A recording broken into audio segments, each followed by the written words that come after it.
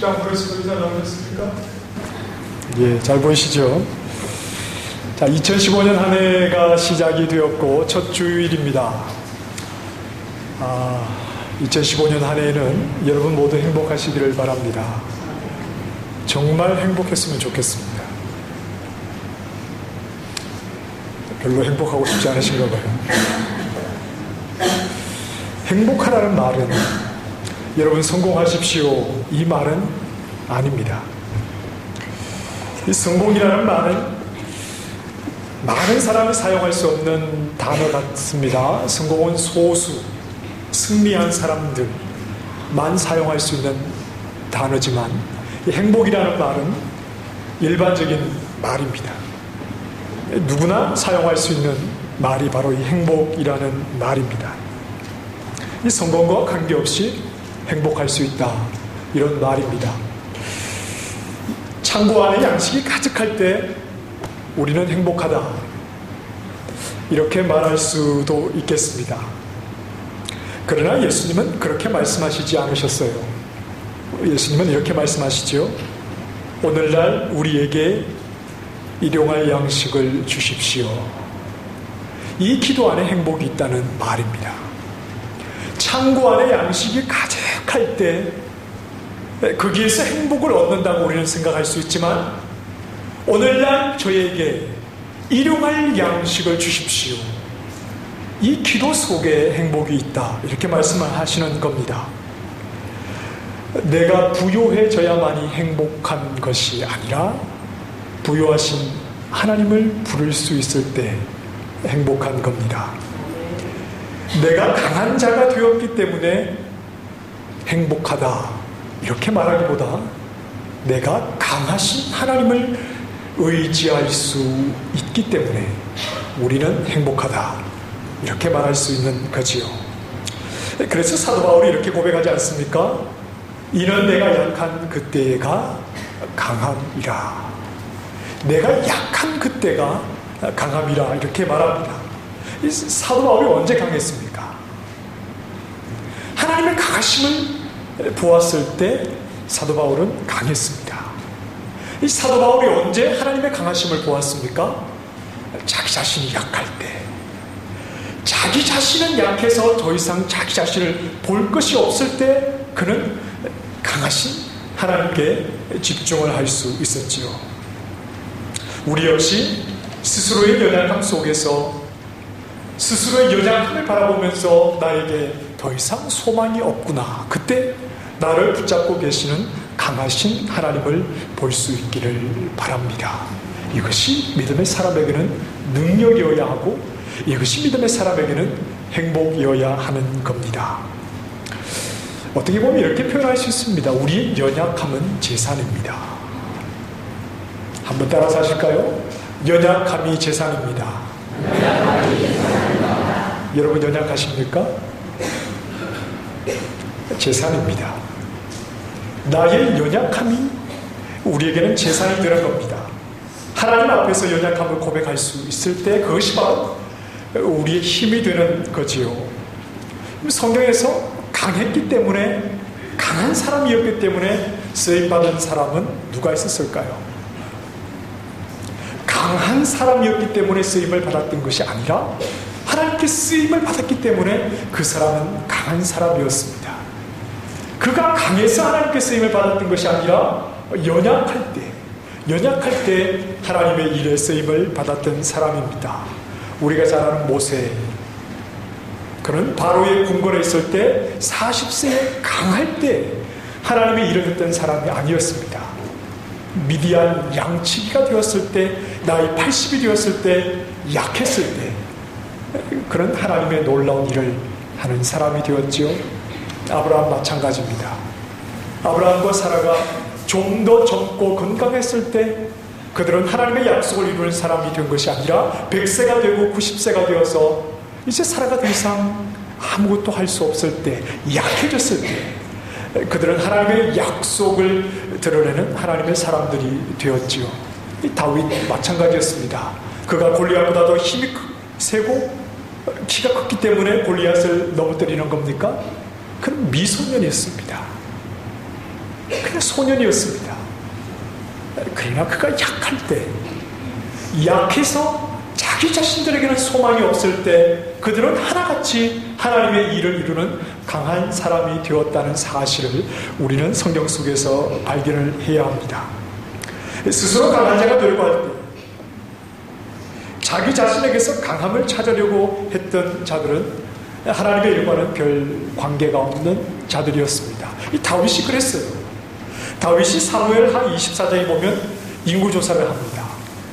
내가 거느리는 백성의 수가 얼마나 되는지, 전쟁에 나갈 수 있는 용사의 수가 얼마나 되는지 그 백성의 숫자를 세어보고 그 백성의 숫자로 나의 강함을 말하려고 할 때 오히려 하나님 앞에 합당하지 못한 자였습니다. 민수기 13장에서 가데스 바네아에서 정탐을 하던 이 정탐꾼들이 가나안 땅에 살고 있던 자들에 비해서 자신들이 얼마나 약한 자들인가를 발견하게 될 때 자신들이 그들보다 더 강한 자들이 아니라는 것을 알게 되었을 때 자신들 속의 강함을 발견하지 못하였을 때 오히려 그들은 하나님의 일을 이루는 것과는 관계가 없는 자들이 되었다는 말입니다. 내가 얼마나 강한 자인가, 내가 얼마나 강한 자인가를 생각하기보다 내가 얼마나 약한 자인가, 그래서 내가 얼마나 하나님을 의지해야 하는 자인가, 이것을 깨닫는 것이 하나님의 일을 이루는데 꼭 필요한 것이라는 말입니다. 자, 여러분, 2015년 한 해에 우리의 모든 일은 하나님의 일입니다. 우리가 하는 모든 일은 하나님의 일이 되어야 합니다.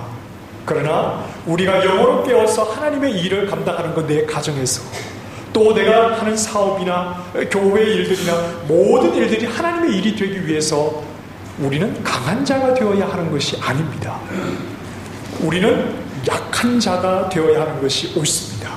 그러나 나의 연약함으로 강하신 하나님을 바라볼 때 우리는 올 한 해 어떤 일을 하든지 하나님의 일을 이루어갈 수가 있는 겁니다. 약한 자의 모습에서 하나님을 의지하는, 강하신 하나님을 의지함으로 하나님의 일을 이루어가는 하나님의 사람들이 되기를 소망합니다. 하나님의 일을 이루지 못하는 두 종류의 사람이 있습니다. 첫째, 자신의 강함을 믿고 무언가를 하려고 하는 사람입니다. 하나님은 이런 방법으로 절대 일하시지 않습니다. 왜냐하면 자신이 강하다고 생각하는 사람은 하나님을 의지하지 않기 때문입니다. 하나님을 의지하고 하나님의 도우심을 간절히 구하지 않기 때문입니다. 이런 방법으로는 하나님의 일이 이루어지지 않습니다. 둘째, 자신의 약함을 알면서도 하나님을 의지하지 않는 사람, 아무 일도 할 수가 없지요. 자신의 약함을 알면서도 하나님을 의지하지 않는 사람은 아무 일도 할 수가 없습니다.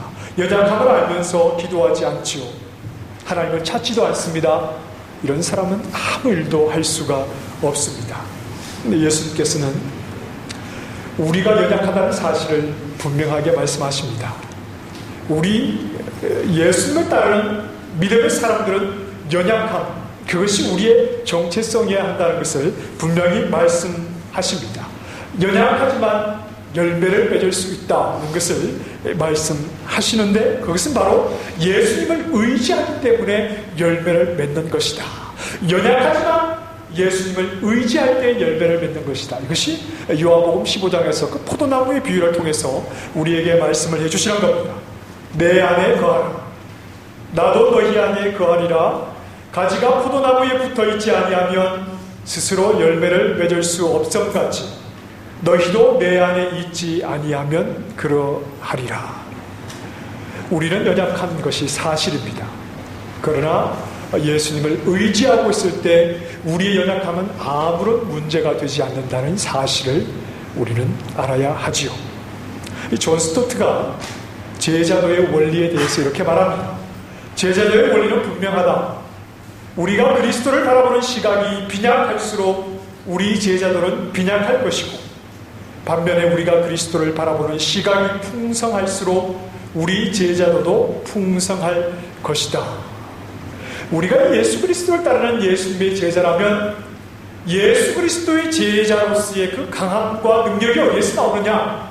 예수님을 얼마나 바라보느냐, 예수님을 얼마나 의지하느냐, 얼마나 예수님을 의존하는 자가 되느냐, 그것이 열매를 맺어내는 그리스도의 제자로서의 우리를 결정짓는다. 이렇게 말하는 겁니다. 자, 우리가 예수님을 믿는 이유는 강한 자가 되려고 믿는 것이 아닙니다. 대신에 강하신 주님을 의지하기 위해서 우리가 예수님을 믿는 것입니다. 2015년 한 해 내가 올해는 좀 더 강한 자가 되어야 하겠다. 이런 생각을 가지고 이 해를 출발하지는 않으셨습니까? 나는 약하지만 강하신 주님을 더욱 의지해야 하겠다.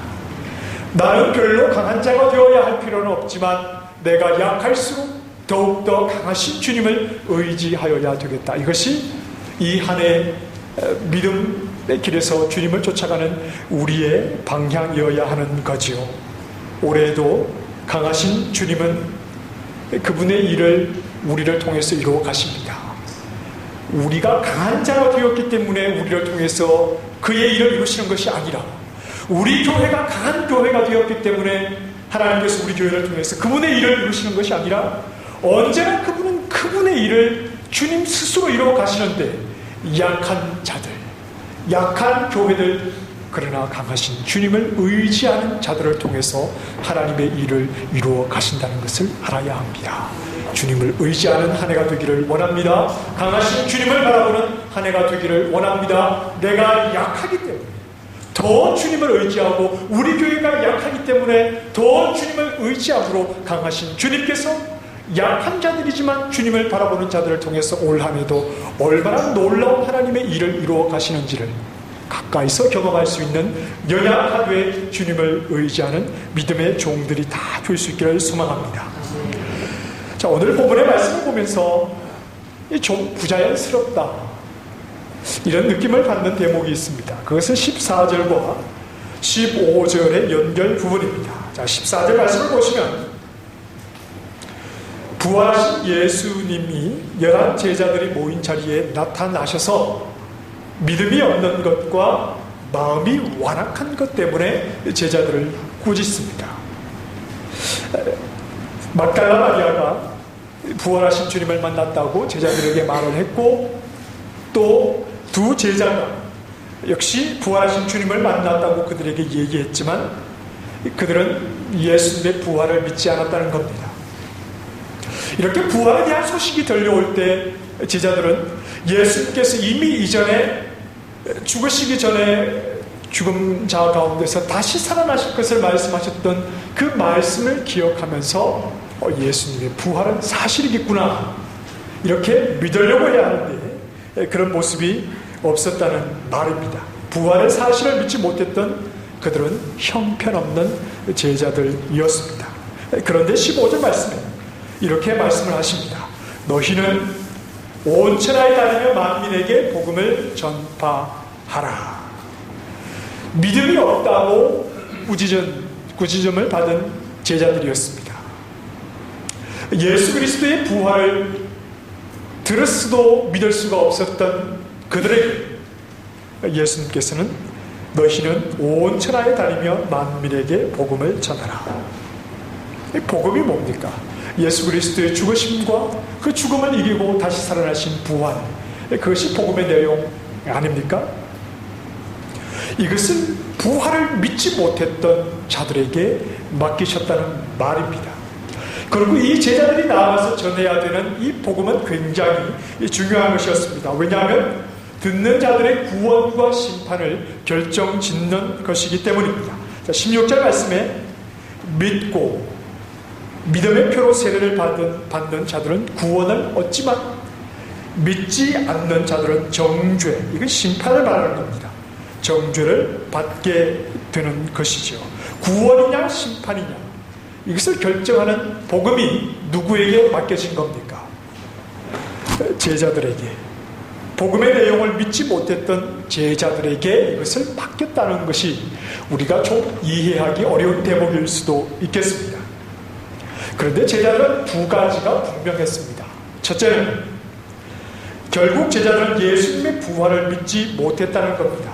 최소한 그들은 부활하신 예수님을 만나기 전까지는 부활의 소식을 들었을 때 예수님의 부활을 믿을 수 있었어야 했습니다. 다른 제자들을 통해서 또 가까운 사람들을 통해서 부활하신 예수님을 만났다는 이야기를 들었을 때 그들은 예수님의 부활에 대한 소식을 믿을 수가 있어야 했지만, 그러나 예수님께서 부활하신 모습으로 그들에게 나타나시기까지, 그래서 그들의 믿음 없는 모습을 꾸짖으시기까지 그들은 부활을 믿지 못했다는 겁니다. 제자들에게 한 가지 분명했던 것은 그들은 예수님이 나타나시기 전까지는, 부활하신 예수님을 보기 전까지는 예수님의 부활의 소식을 믿을 수가 없었다. 그리고 둘째는 결국 예수님이 찾아와 주셨을 때 그들은 예수님의 부활을 믿게 되었다는 말입니다. 그들이 부활을 믿게 된 것은 다른 사람들이 말을 전했기 때문이 아니었습니다. 가까운 제자들이 예수님의 부활에 대해서 말했기 때문에 그들이 예수님의 부활을 믿었던 것이 아니라, 그 누가 와서 얘기를 해도 그들은 예수님의 부활에 대해서는 믿을 수 없었던 자들이지만, 부활하신 예수님께서 직접 그들에게 나타나셨을 때, 부활하신 예수님을 직접 그들이 보았을 때 그들은 예수님의 부활을 믿게 되었다는 말입니다. 자, 그 이유를 이렇게 말합니다. 14절 말씀에 마음이 완악했기 때문입니다. 마음이 완악했다는 말은 마음이 매우 차가웠다, 그리고 딱딱했다, 이런 말입니다. 차고 딱딱했다, 이것이 완악한 마음입니다. 자, 차고 딱딱한 마음, 이것은 부드럽고 따뜻한 것의 반대가 되는 말이겠죠. 우리가 좀 마음속에 어떤 어려움이 있거나 누군가 좀 대화를 나누고 싶을 때 우리는 어떤 마음을 가진 사람을 찾아갑니까? 차고 딱딱한 마음을 가진 사람에게 찾아가서 내 속에 있는 것을 꺼내놓을까요? 아니면 좀 마음이 부드럽고 따뜻한 사람에게 찾아가서 내 마음을 열어놓을까요? 후자겠지요. 이 차고 딱딱한 마음을 가진 사람들은 잘 들어주지를 않아요. 짧게 듣고 길게 자기 말을 합니다. 어쩌면 그 말 속에 정답이 있을 수도 있겠지만, 어쨌든 그 사람을 찾아가서 말하는 사람은 조금 마음이 불편할 수 있어요. 차고 딱딱한 마음을 가진 사람들은 좀 들어주는 것, 수용해주는 것, 이런 것이 좀 부족합니다. 그러나 부드럽고 따뜻한 마음을 가진 사람은 잘 들어주지요.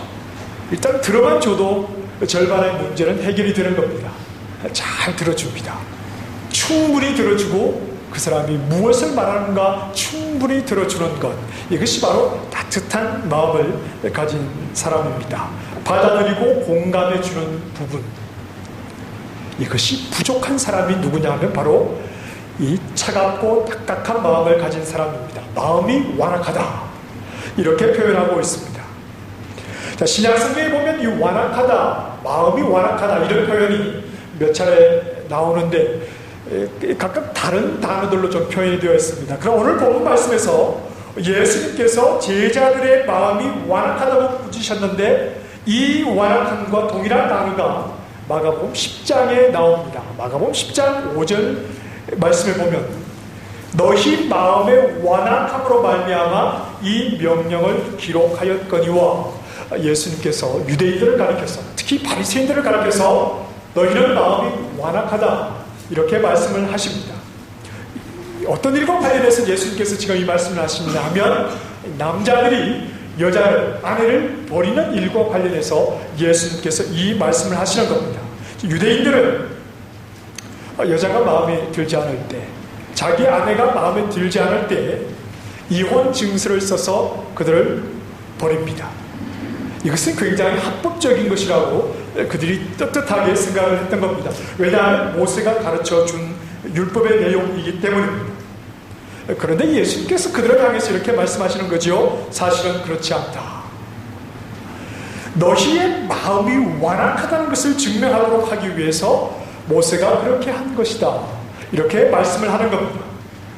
아내의 작은 허물, 아내의 작은 실수를 용납해주고 받아들이고 수용하지 못하는 그 딱딱한 마음, 받아들이고 흡수하지 못하는 그 단단하고 차가운 마음이 얼마나 너희들 속에 많은가 하는 것을 드러나게 하기 위해서 이혼 증서를 써주는 것을, 이것을 모세가 승인해 준 것이 아니라 얼마든지 그렇게 해줘도 된다는 것을 말하는 것이 아니라 너희의 작은 허물과 부족함과 연약함을 받아들이지 못하는 너희의 마음에 그 차갑고 완악하고 탁탁한 마음을 드러내기 위해서 이런 법을 너희에게 준 것이다. 그래서 너희의 마음은 완악하다. 예수님께서 이렇게 말씀을 하는 겁니다. 자, 받아들이려고 하지 않는 마음, 이 받아들이게 인색한 마음, 바로 완악한 마음을 가리키는 겁니다. 자, 그런데 이 완악한 마음, 이 마음이 누구의 마음이었냐 하면 제자들의 마음이었죠. 예수 그리스도의 부활에 대한 말씀을 듣고 이 부활하신 예수님을 만난 사람들의 얘기를 듣고 같은 제자들의 이야기를 들었으면서도 그들은 받아들이지 못하는 완악한 마음이었습니다. 용납하지 못하고 흡수하지 못하는 이 완악한 마음을 가진 제자들이었습니다. 그런데 이게 또 누구의 마음이냐 하면 15절 말씀을 보면 또 이르시되 너희는 온 천하에 다니며 만민에게 복음을 전파하라. 자, 만민은 물론 지구상의 모든 사람들을 가리키는 말이기도 하겠지요. 그러나 여기서 만민은 당장 유대인을 가리키는 말입니다. 자, 그래서 이 말씀을 듣고 제자들이 어떻게 했다고 했습니까? 오늘 본문 20절에 보면 제자들이 나가 두루 전파할세 그랬습니다. 자, 너희는 만민에게 나가서 복음을 전파하라. 이 말씀을 듣고 제자들이 물론 성령으로 충만함을 받은 뒤에 나가서 전파하는데 이들이 갑자기 유럽으로 가서 복음을 전합니까? 저기 아프리카로 가서 복음을 전했습니까? 아니죠. 당장 유대인들에게 가서 복음을 전하는 겁니다. 사도행전에 보면 이들이 유대인들에게 예루살렘에서 예수가 그리스도라는 사실을, 예수님의 십자가의 죽음과 부활에 대해서 전했다는 말입니다. 결국 오늘 이 마음이 완악하다는 것을 관련해서 이렇게 말할 수 있겠지요. 먼저 마음이 완악했던 자들은 제자들이었습니다. 받아들이지 못했기 때문이지요. 수용할 수가 없었습니다. 예수님의 부활에 대해서 그들은 받아들이지 못하는 완악한 자들이었습니다. 이 완악했던 제자들이 예수님의 부활의 메시지를 누구에게 가서 전하는 겁니까? 유대인들에게 가서 전하지만 그 유대인들 역시 마음이 어떤 자들입니까? 마음이 완악한 자들입니다. 받아들이지 못하는 자들입니다. 마음이 완악했던 제자들이, 그래서 부활의 메시지를 받아들일 수 없었던 제자들 역시 마음이 완악한 유대인들에게 가서 예수 그리스도의 부활에 대한 소식을 전한다는 말입니다. 이것이 말이 될까요? 안 될까요? 이것이 될까요? 안 될까요? 안 되는 겁니다. 제자들이 완악한 마음으로 부활을 받아들이지 못했기 때문에 역시 완악한 유대인들에게 부활을 이야기할 때 그들이 받아들이겠느냐? 이것은 안 되는 겁니다. 그러나 이미 제자들은 무엇을 알고 있느냐 하면 완악했던 자들이, 예수님의 부활을 받아들일 수 없었던 자들이 어떻게 예수님의 부활을 받아들일 수 있게 되었는가? 이들은 이 사실이 그들에게 있었지요. 어떻게 받아들이게 되었습니까? 예수님의 제자들은 완악했지요. 부활을 받아들이지 못하는 자들이었습니다. 그러나 이들이 어떻게 예수님의 부활을 받아들여서 다른 사람들에게 예수님의 부활을 전하는 자들이 되었습니까? 누가 그들에게 나타나 주셨기 때문입니까? 예수님께서 직접 그들이 들었던 많은 이야기들로 예수님의 부활을 받아들였던 것이 아니라 예수님께서 직접 나타나 주실 때 그들은 예수님의 부활을 받아들일 수 있었습니다. 그러면 제자들이 완악한 유대인들에게 가서 예수님의 부활을 말할 때 이들이 무엇을 생각하면서 예수님의 부활을 전했을까요? 내가 예수님의 부활을 잘 이야기하면 이들이 받아들일 것이다, 이런 생각을 했을까요? 아닙니다. 이 완악한 유대인들이 예수님의 부활을 어떻게 받아들일 수 있느냐? 예수님이 직접 나타나 주실 때 우리가 예수님의 부활을 받아들였던 것처럼 이 완악한 유대인들에게도 우리가 부활을 전한다고 그들이 듣고 예수님의 부활을 믿는 것이 아니라 누가 직접 나타나 주셔야 한다고 생각했습니까? 예수님이 직접 나타나 주셔야만이 이들도 예수님의 부활을 받아들일 수 있다, 이렇게 생각을 했지요. 그래서 20절 말씀에 제자들이 나가두고 전파할세, 누가 함께 역사하는 겁니까? 주께서 함께 역사하셨다. 제자들이요, 완악했던 자들이요, 아무리 자기들이 예수님의 부활을 이야기한다고 해도 완악한 유대인들은 예수님의 부활을 받아들이지 않았을 겁니다. 그러나 완악했던 자들이 예수 그리스도께서 자신들에게 부활을 알려주실 때 그들이 예수님의 부활을 믿을 수 있었던 것과 마찬가지로 예수님께서 그들과 함께 하실 때, 그들과 함께 하셔서 제자들이 전하는 부활의 메시지와 함께 완악한 자들의 마음을 열어주실 때 유대인들이, 완악했던 유대인들이 예수님의 부활을 믿고 받아들일 수 있었다는 사실입니다. 그래서 주님은 제자들에게 이 일을 맡기는 거지요. 이 사실을 알았기 때문입니다. 자신들이 어떻게 예수님의 부활을 믿게 되었는지, 예수님이 하시지 않는다면 자신들이 하는 어떤 일도 예수님의 부활을 그들에게 성공적으로 전할 수 없었다는 것을 알았기 때문에, 예수님께서 함께 하지 아니하시면 자신들이 하는 어떤 일에도 열매가 없다는 것을 그들은 알았기 때문에 그들은 유대인들에게 예수님의 부활의 사실을 전하면서도 누구를 더욱 의지했을까요? 예수님을 의지했던 겁니다. 예수님이 하셔야 합니다. 예수님이 함께 하셔야 합니다. 예수님께서 함께 해주셔야만이 이들이 우리가 전하는 부활의 메시지를 받아들일 수 있는 겁니다. 완악했던 우리에게 예수님 나타나 주셨던 것처럼 우리가 입술을 열어 예수님을 전할 때 예수님 나타나 주셔서 함께 해주셔서 이들의 마음을 열어주셔서 이들이 예수님의 부활을 받아들일 수 있도록 역사해 주십시오. 그들은 열심히 예수님의 부활을 전했지만 얼마나 우리가 열심히, 얼마나 논리적으로, 얼마나 부지런히 내가 예수님의 부활을 전하느냐, 이것이 그들에게 중요했던 것이 아니라 주님 함께 해주셔야 합니다. 주님 도와주셔야 합니다. 주님 저를 혼자 보내시면 안 됩니다. 주님이 꼭 함께 해주셔야 합니다. 제 어눌한 입술을 통해서 도저히 믿을 수 없는 완악한 심령들이 예수님의 부활을 받아들일 수 있는 것은 주님이 함께 해주셔서, 주님이 제 입술을 통해서 말씀해 주시고, 주님께서 그들의 마음을 열어주시고, 주님께서 그들을 만져주셔야만이 그들이 예수님의 부활을 받아들일 수 있는 겁니다. 주님이 해주셔야 합니다.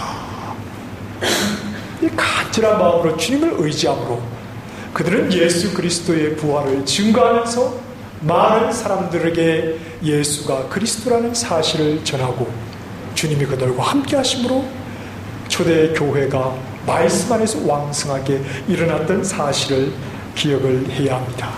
자, 마가가 그의 복음서를 시작하면서 마가복음 1장 1절 말씀을 보면 하나님의 아들 예수 그리스도의 복음의 시작이다, 이렇게 시작을 했습니다.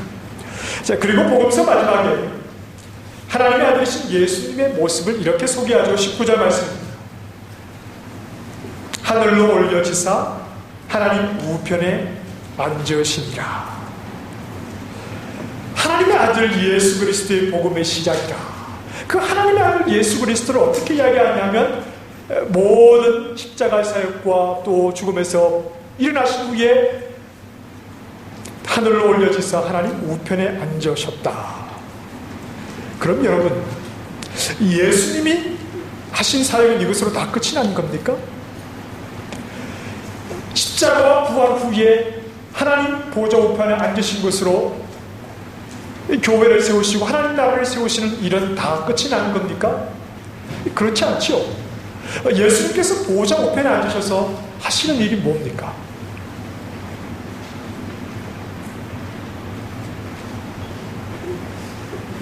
여러분 잘 모르시는 것 같아요. 자, 저를 보십시오.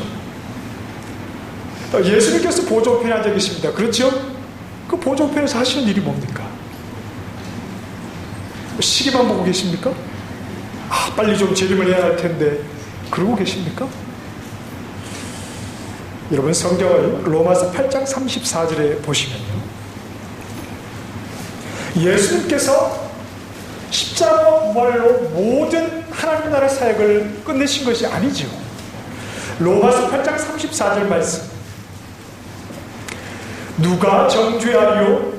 죽으실 뿐 아니라 다시 살아나신 이는 그리스도 예수시니 그는 하나님 우편에 계신 자요. 같이 읽을까요? 우리를 위하여 간구하고 계시는 거지요. 보좌 우편에 앉으신 분이 뭐 하십니까? 하나님의 교회를 위해서, 하나님 나라 백성을 위해서 간구하고 계십니다.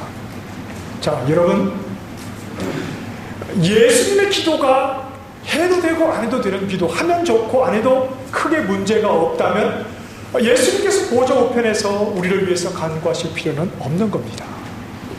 예수님께서 지금도 이 지상에 있는 하나님의 교회, 하나님의 백성들, 나를 위해서 간구하신다는 것은 그 기도가 얼마나 강한가 하는 것을 알아야 하죠. 자, 누가복음 22장 31절. 시몬아 보라, 사탄이 너희를 밀가부르듯 하려고 요구하였으나 그러나 내가 너를 위하여 믿음이 떨어지지 않기를 기도하였다. 우리가 믿음으로 하나님을 바라보죠. 믿음 안에서 하나님 나라 백성이 되었습니다. 그러면 우리가 오늘 믿음을 가지고 2014년도 그러했고 2015년도 우리가 믿음을 가지고 하나님을 바라보게 되는 것은 그 믿음을 누가 붙잡아 주시기 때문입니까? 누가요? 예수 그리스도가 우리를 위해서 간구하고 계시기 때문이죠.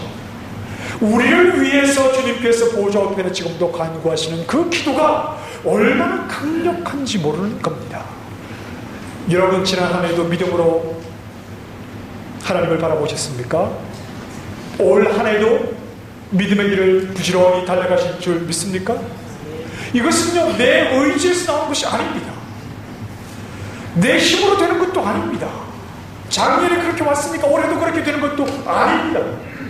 나를 위해서 내 믿음이 떨어지지 않도록 우리 주님께서 모든 십자가와 부활대로 사탄을 이기시고 승리하시고 하나님 나라에 세우신 그분께서 하나님 나라 백성들을 위해서 지금도 기도하고 계시기 때문에 그 기도가 오늘 우리를 붙잡고 있는 겁니다. 야곱이 어떻게 인간이 됐습니까? 야곱이 언제 인간이 됩니까? 할아버지가 아브라함이었기 때문에 그가 인간이 되었습니까? 아버지가 이삭이었기 때문에 야곱이 인간이 되었습니까? 3대째 아브라함과 이삭과 야곱 3대째 믿음을 이어오니까 야곱이 인간이 된 겁니까? 아닙니다. 모태신앙? 그런 건 중요한 게 아닙니다. 하나님이 그를 만나주시니까, 하나님이 그를 만나주시니까 그가 인간이 된 것 아닙니까? 하나님이 그를 붙잡아주시니까 그가 믿음의 사람이 된 것 아닙니까? 배경, 많은 자랑할 만한 배경, 그것은 그렇게 중요한 것이 아닙니다. 오늘도 하나님께서 나를 붙잡아주실 때, 오늘도 주님께서 보좌 우편에서 우리를 위해서 간절히 기도하시고 그 기도가 우리의 믿음을 붙잡아 줄 때 우리는 오늘도 하나님을 바라보는 믿음의 사람이 되는 겁니다. 오늘도 내가 믿음으로 주님을 고백할 수 있는 것은 주님께서 나를 붙잡고 계시기 때문입니다. 우리는 연약하기 짝이 없는 자들입니다. 제가 간간히 드리는 말씀이지만 교회 안에서 괜히 강한 척 할 필요 없어요. 우리는 다 알아요. 다 약한 자라는 것을 다 알아요. 교회 안에서 강한 척 할 필요 없어요. 꼭 다 연약한 것 아는데 강한 척 왜 합니까? 우리는 내세울 것이 아무것도 없고 우리 힘으로는 예수님의 부활조차도 받아들일 수 없는 완악한 자들, 그것이 바로 우리 모두의 모습입니다. 여러분 동의하십니까? 그렇잖아요. 우리는 다 마음이 완악했던 자들입니다. 그런데 왜 오늘 우리가 이 자리에서 예수 그리스도의 부활을 믿음으로 받아들이고 예수 그리스도의 죽으심과 부활, 그리고 지금도 보좌 우편에서 우리를 잡고 계시기에 우리가 오늘도 믿음의 길을 안전하게 걸어갈 수 있습니다. 왜 확신할 수 있습니까? 주님 때문 아닙니까? 주님께서 연약한 우리를 보내두지 아니하시고 붙잡아 주시니까, 오늘도 붙잡아 주시니까 우리가 믿음으로 주님을 바라보는 것 아닙니까? 우리는 주님 없이는 아무것도 할 수 없는 자들입니다. 한순간도 주님 없이는 믿음을 지킬 수 없는 자들이고, 단 한순간도 주님 없이는 아무 소망이 없는 자들입니다. 이것을 우리는 분명히 고백할 수 있습니다. 이 사실을 알고 고백할 수 있을 때 우리는 하나님의 일을 할 수 있는 겁니다. 이 사실을 고백할 수 있을 때 2015년 한 해가 우리가 하는 모든 일들이 하나님의 일이 되는 거지요. 두 가지가 확실하기 때문입니다. 나는 주님 없이는 아무것도 아닙니다. 나는 마음이 완악했던 자입니다. 내 힘으로는 아무것도 할 수 없었던 자입니다. 복음조차도 받아들일 수 없었던 자, 바로 저이기 때문입니다. 그래서 둘째, 연약한 내가 한 것이 아니요 주님께서 하셔야 합니다. 완악했던 제자들이 복음을 전할 때 유대인들의 복음을 받아들이는 것이 아니요 하나님께서 그들과 함께 하셔야만이, 하나님께서 그들을 이끄셔야만이, 하나님께서 그들을 통해서 말씀하셔야만이 그들의 일들 속에서 열매를 맺을 수 있었던 것과 마찬가지로 하나님처럼 아무것도 아닙니다. 제 힘으로는 아무것도 할 수 없습니다. 하나님이 함께 해주셔야 합니다. 이 간절한 고백을 하나님 앞에 드릴 수 있을 때 올 한 해 우리의 모든 일은 하나님이 하시는 하나님의 일이 되는 것입니다. 예수님 없이는 아무것도 할 수 없는 자들에게 소중한 일을 맡기셨습니다. 주님께서 붙잡고 계시기 때문에 그들을 통해서 지금도 주님은 주님의 일을 이루어 가고 계시기 때문입니다. 우리가 잘 아는 빌립보서 4장의 말씀, 내게 능력 주시는 자 안에서 내가 모든 것을 할 수 있습니다. 이 말은 주님 밖에서는 아무것도 할 수 없습니다. 이 말이기도 하죠. 왜냐하면 주님이 다 하시기 때문입니다. 스스로 강한 자가 되어서 내가 무엇이든 하리라, 이 마음을 버리고 연약함을 고백하는 것이 가장 중요합니다. 하나님 앞에서 연약함을 고백하고 연약하기에 주님 저를 붙들어 주셔야 합니다. 주님께서 해 주셔야 합니다. 주님 앞에 기도하는 것이 우리에게는 가장 중요한 겁니다. 기도 없이는 아무것도 할 수 없죠. 주님을 의지하지 않고는 아무것도 할 수 없습니다. 그러나 기도하면서 하지 못한 일도 없습니다. 왜냐하면 주님께서 하시기 때문입니다. 자, 올 한 해 나 스스로 강한 자가 되어야겠다, 이런 생각을 버릴 수 있기를 바랍니다. 여전히 나는 약하지만 강한 주님의 손에 붙들리는 한 해가 되기를 원합니다. 여전히 나는 약하지만 강하신 주님을 바라보며 믿음의 길을 가기를 원합니다. 여전히 나는 약하니 주님께 기도하지 않을 수 없고 주님께서 저를 통해서 일을 해 주십시오. 간절히 주님을 의지하는 한 해가 되기를 원합니다. 지금도 역사하시는 하나님의 강한, 연약해서 주님밖에 의지할 수 없는 자들을 통해서 오늘도 나타나는 줄 믿습니다. 주님께서 일하시는 놀라운 역사가 연약하기에, 내 연약함을 알기에 주님을 더욱 바라보고 주님을 의지하는 자들을 통해서 이 한 해에도 풍성하게 드러나는 한 해가 되기를 간절하게 소망합니다. 기도하겠습니다.